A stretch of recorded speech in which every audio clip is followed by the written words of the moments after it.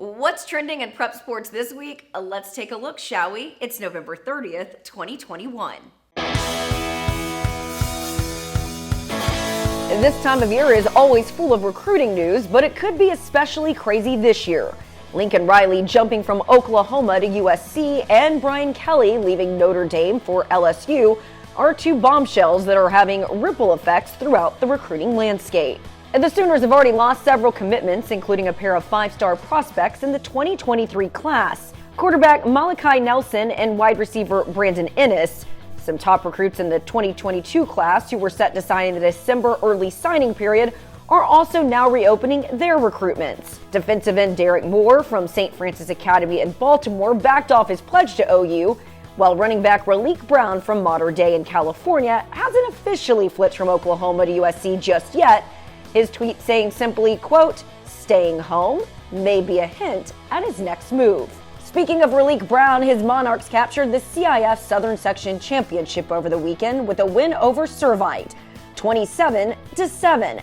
Mater Dei, which had been ranked number 1 all season, is now 11-0 and has just one game remaining. The CIF Open Division Championship against Sarah High School from San Mateo on December 11th. New Jersey power Bergen Catholic capped off a perfect season by defeating rival Don Bosco in New Jersey's non-public Group A championship on Saturday. The 28-7 victory was led by running back Ryan Butler, a Princeton commit who had 130 yards rushing and 2 touchdowns. The Crusaders move up to 4th in the latest Max Preps Top 25.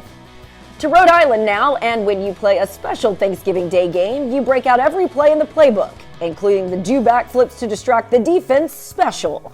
Watch Johnson wide receiver Joe Achardo go in motion, but he does backflips to get the defense to look away, and his quarterback Hunter Remington sneaks in for the short touchdown. Johnston defeated Pilgrim 29-12. In Louisiana, 5-star junior quarterback Arch Manning is going to be the big attraction in any game he plays. But he and his Newman team got upstaged last week by sophomore quarterback Juwan Johnson and his Lafayette Christian squad. Johnson had 323 yards passing and 4 touchdowns, while adding 55 yards rushing and 2 more scores to lead his team to a 49-7 victory. Johnson isn't a big name on the recruiting scene just yet, but maybe he should be. Finally, a big week for Texas in high school basketball at Hoopfest in Dallas. 3 Texas schools scored big victories. On the girls' side, top-ranked DeSoto rallied to defeat third-ranked Montverde, 51-46. Meanwhile, in the boys' games, Duncanville defeated Sierra Canyon 80-73, thanks to a balanced attack that had 5 players in double figures. But one of the most surprising results was Richardson not just defeating Arizona Campus Prep, but blowing out the previously top-ranked Dragons 61-38. Richardson's dynamic backcourt of Cason Wallace and Rylan Griffin combined for 47 points. For much more, be sure to follow Sports Stars of Tomorrow on all of our social media channels. You'll see bonus content, including previews of our next episode.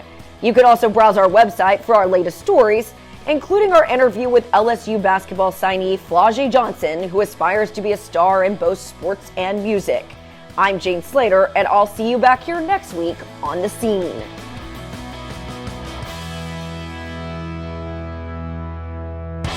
Thanks for checking out this video on our YouTube channel, and while you're here, go ahead and hit that subscribe button and browse for more Sports Stars of Tomorrow.